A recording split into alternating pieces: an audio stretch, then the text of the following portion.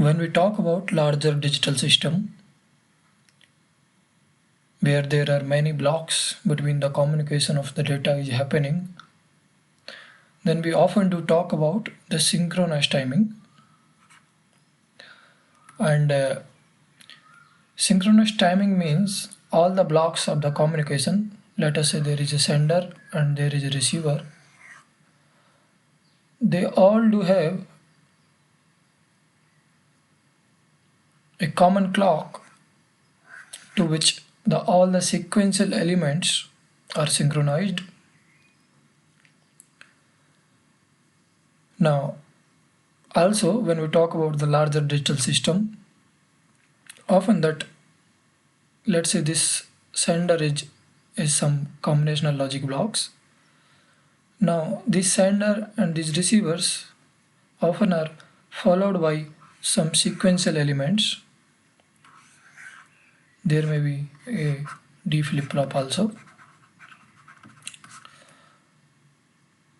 Now these sequential elements stores the data which the sender is sending and the receiver is receiving. These D flip-flops or the sequential elements are also responsible for the synchronizing the data. So when we talk about the larger digital system like some microprocessor, this is the common unit of the blocks. So we do often discuss the synchronous timing with this example also, only with this example, okay? So now let's say this is the sender and this is sending some data, maybe some rate, maybe at some rate, and this is receiver receiving the data. So further this receiver may have some sequential elements so that the received data will be stored in that sequential element. But when we're talking about synchronous timing,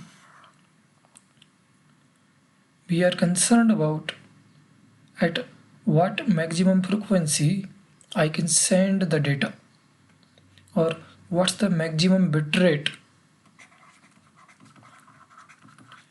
I can have.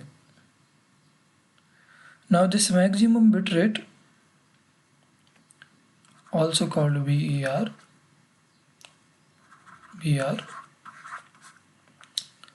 is constrained by the time period of the clock.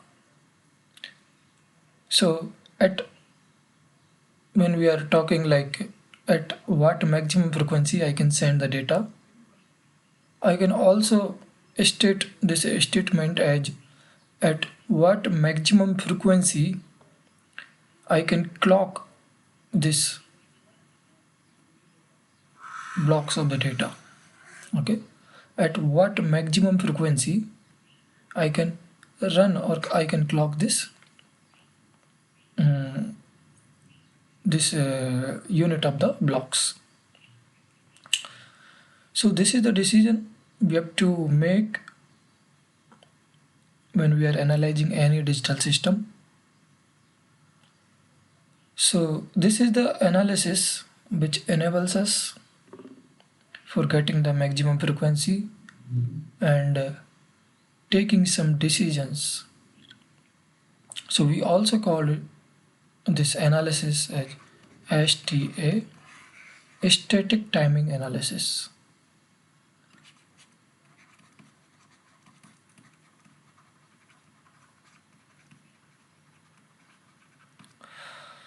So I will be talking about like what maximum frequency I can get, or what's the maximum time period or the minimum time period. When we talk about the maximum frequency, then we call that what minimum time period I will be needing in order to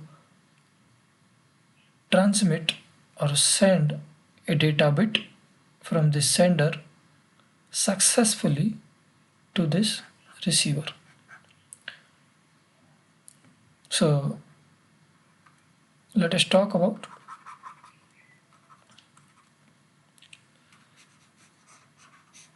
this static timing analysis now.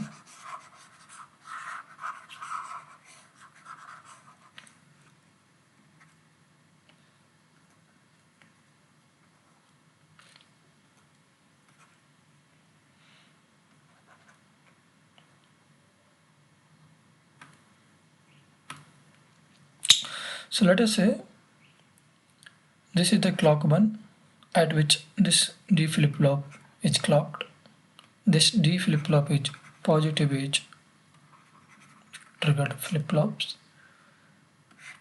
This is also D flip-flop and also pause age triggered flip-flop.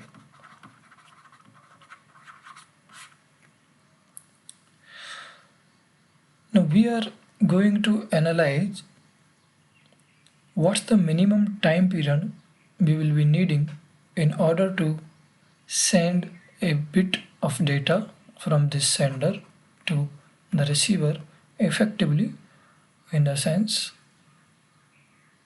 a receiver can receive that data bit without any corruption. Okay, so we are going to calculate the expression for minimum time period, which will enable us to calculate the maximum frequency at which I can clock this digital system, in the sense. Okay, so when we are talking about synchronous timing, all the flip-flops often have the same global clock which is distributed. There is some clock circuitry, clock generation circuit, which distribute the clock to the different flip-flops.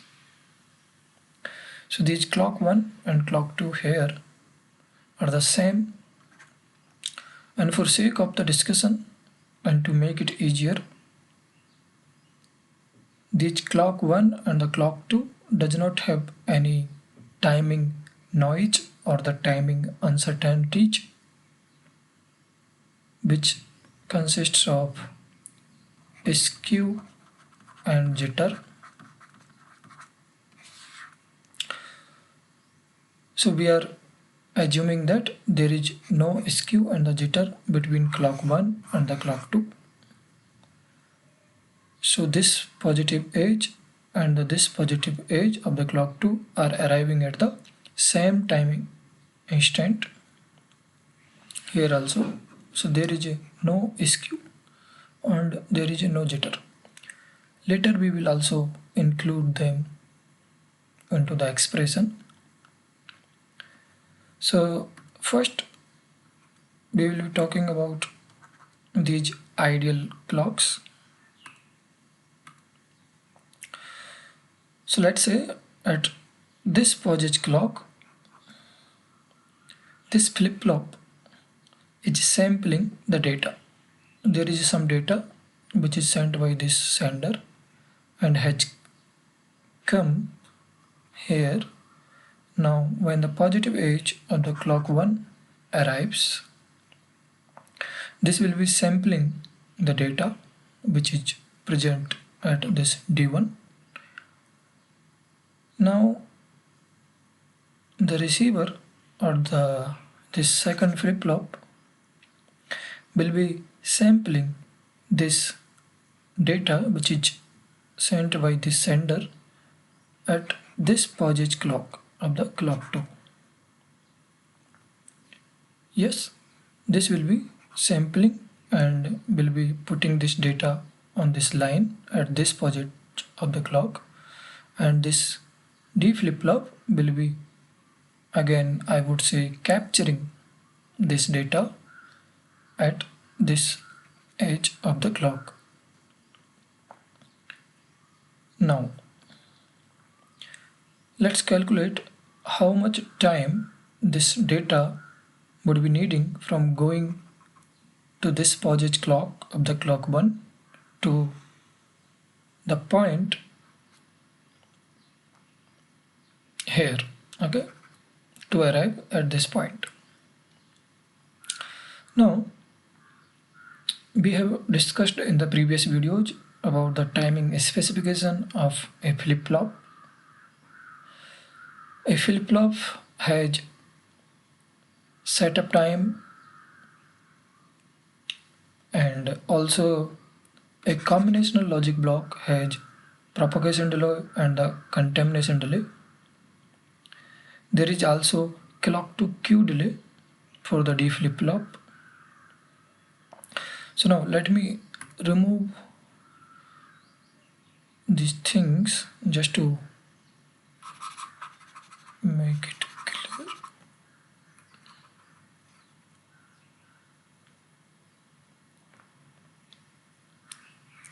Let me use the different color now.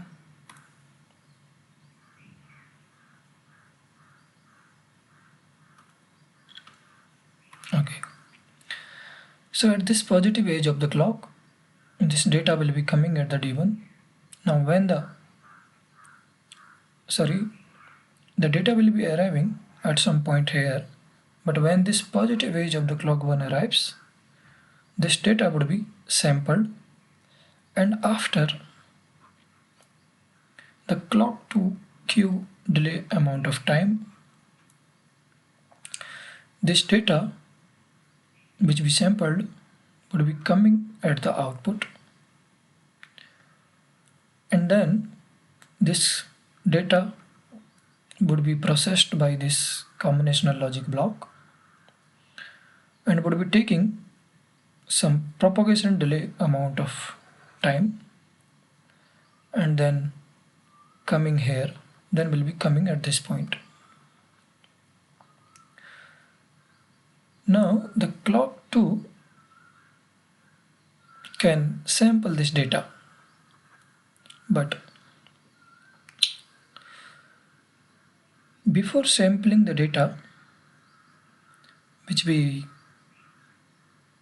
sampled at this positive edge of the clock 1 and would be arriving at this point here, we need that data must come or must arrive at least T setup time before, so that at this pause edge of the clock we can sample the data correctly.